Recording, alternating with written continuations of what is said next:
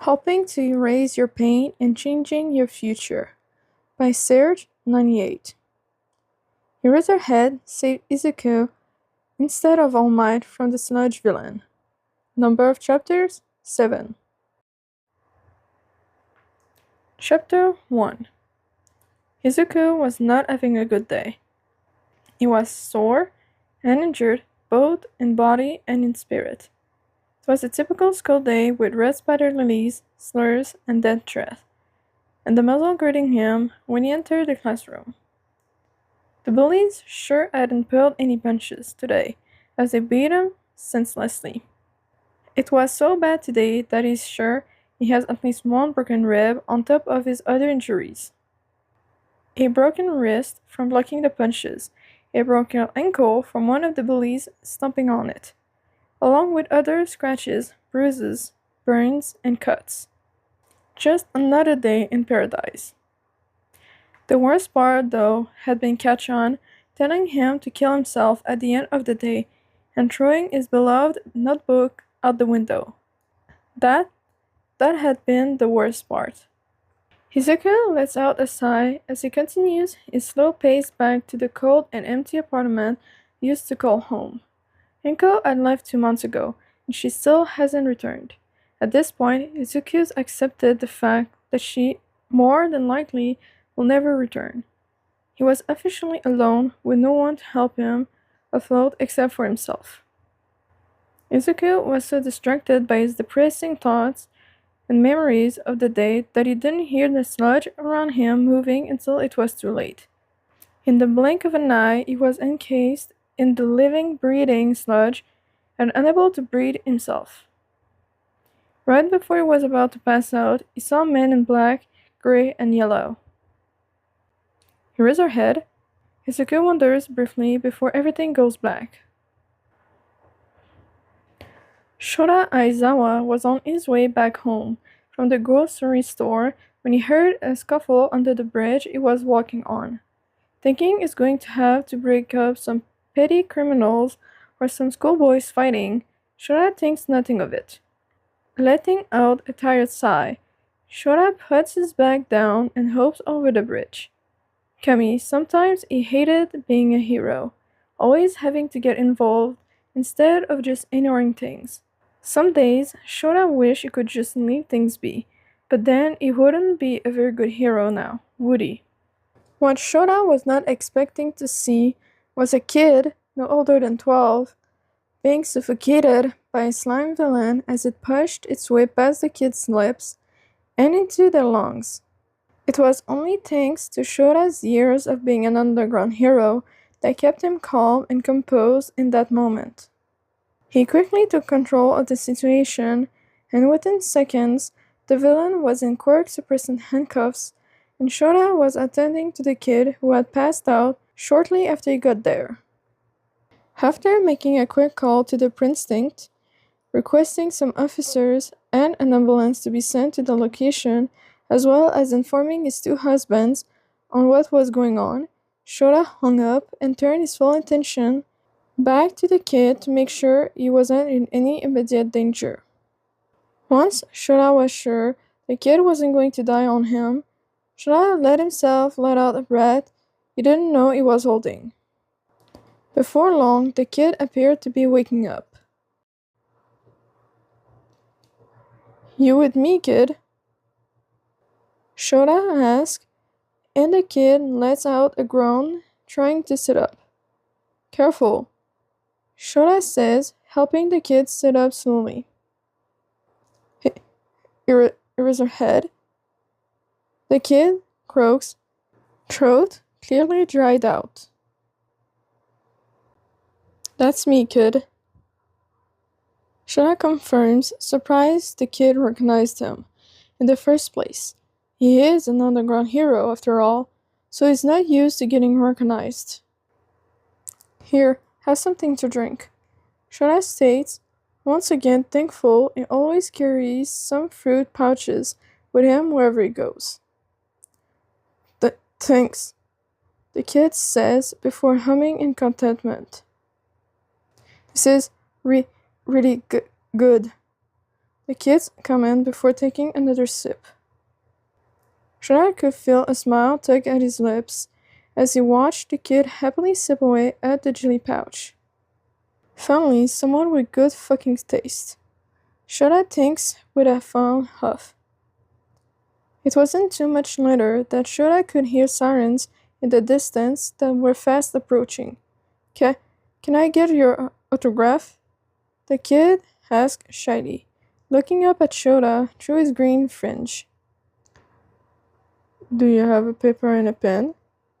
Shota questions instead of answering. To which the kid nods his head in agreement and pulls out a water-damaged and burned notebook. The kid opens it to a clean sheet and offers it to Shota. The notebook had clearly seen better days, but Shota wasn't about to question it. Shota quickly writes his signature. It's a bit sloppy, as he's never had to do this, and the pages were waterlogged, but the kid doesn't seem to mind with the way he's beaming. Razorhead, the kid questions, not looking at Shota with the wide smile anymore, and instead focusing on the ground all sad and serious-like. Do you think someone quirkless could be a hero? The kid asked, and Shota could kick himself for not noticing the shoes earlier. Sure, he noticed the kid's injuries before now, but he figured they were from a school fight or trying to fight off the snudge villain. But now that he knew the kid's status, he could clearly see them for what they are, abuse injuries. Whether they were from his guardians or his peers, or both, Shota didn't know. With hard work and determination, I don't see why not. Shota answers, gauging the kid's reaction. That's what I figured. The kid responds with a sad sigh and nod. Shota watches the kid, confused by his reaction, but before he can ask, the kid's head shut up. Wait, what? The kid says after a few seconds when he finally seems to process what Shota actually said. Kid, I fight quirkless. The only real difference between us is that I can sometimes level the playing field by taking away someone's quirk unless they have a mutant type. Shota explains, watching the kid take in every word he said.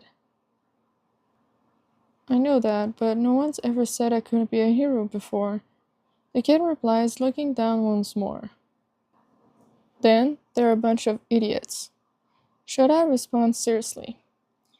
With enough determination and the right training, anyone can be a hero, regardless of their quirk status. Shota continues, watching as the kid's eyes shine with unshed tears. Do you really think so? The kid asks, fighting with himself, clearly wanting to believe Shota, but years of denial and abuse making it hard to do so. I do. Shota confirms, and the kid breaks down crying. Thank you, thank you, thank you. The kid sobs repeatedly, hugging Shota tightly. Before long, the sirens could be heard more clearly, and moments later, an ambulance and cop car could be seen coming around the corner. Once they arrived, the cops quickly took care of the villain, while the medics looked over Izuku. Izuku was honestly surprised they were treating him until Eraserhead whispered to him that he always got the good hospital workers who would treat anyone, regardless of quirk or quirk status. He got fed up with people not doing their jobs before the end of his first year because they didn't want to work with that type of quirk. That he made connections and now only works with non-quirkiest people. It warmed Izuku's heart that Eraserhead cared so much, especially because he tried not to show it.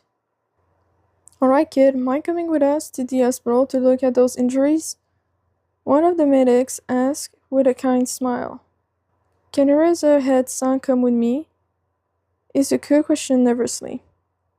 Only if you want me to, kid. Eraserhead answered with a nod. If you can, Izuku says with a nod, wanting Eraserhead to be there for and with him. Fine with us, one of the medics agreed. Then it's settled. Eraserhead states, Settling next to Izuku in the ambulance is groceries long forgotten. Alright, kid, we'll get you taken care of, one of the medics states with a kind smile before closing the ambulance doors. Thanks for coming with me, Eraserhead, son. I really appreciate it, Izuku says as the medic continues to monitor him. No problem, kid, Eraserhead replies, a ghost of a smile making its way onto his face. Before long, they arrived at the hospital, and Izuku was unloaded and wheeled into a room. Nurses were quick to hook him up to different machines to monitor his different vitals and check him over once more. A doctor should be in here shortly, one of the nurses states with a kind smile. Thanks, Izuku responds with a kind, all but still nervous, smile of his own. The nurse nods before leaving once again, leaving Izuku and Eraserhead alone. You don't have to stay if you don't want to, Izuku says, breaking the silence but refusing to look at Eraserhead. Because if he was being honest with himself, he wanted Eraserhead to stay, and he knows that's selfish. But can you blame him? This was the first person in a long time to look at Izuku and show him any amount of kindness. I'm sure you have more important things to do than stay with a quirkless. Besides, I'm used to being alone when I'm injured. Izuku continues, hating himself for letting a moment of weakness keep Eraserhead with him. First off, Eraserhead starts. I don't mind staying if you want me to, kid. Quirkless or not. It doesn't matter to me.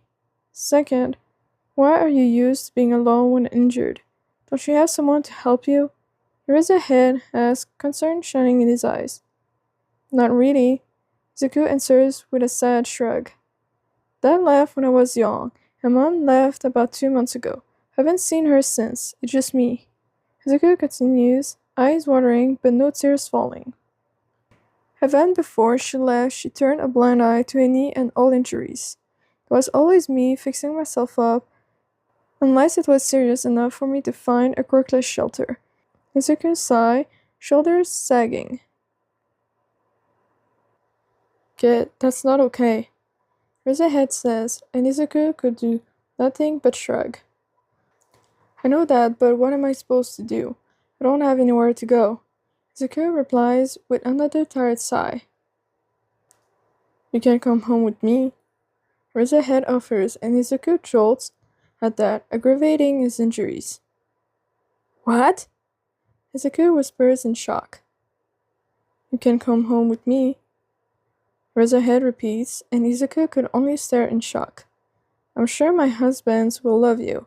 I'm also sure my son will too, once he gets to know you. Eraserhead continues. What? Are you serious? Izuku finally settles on, staring at Eraserhead. I'm serious, kid, Eraserhead confirms with a nod and slight smile. Yes, Izuku agrees, tears finally falling from his eyes. Welcome to the family then, kid, Eraserhead says, leaning over to hug Izuku as Izuku cries into Eraserhead's shoulder. Well, this is the end of chapter 1. I hope you enjoyed. The link for the fic is in the description.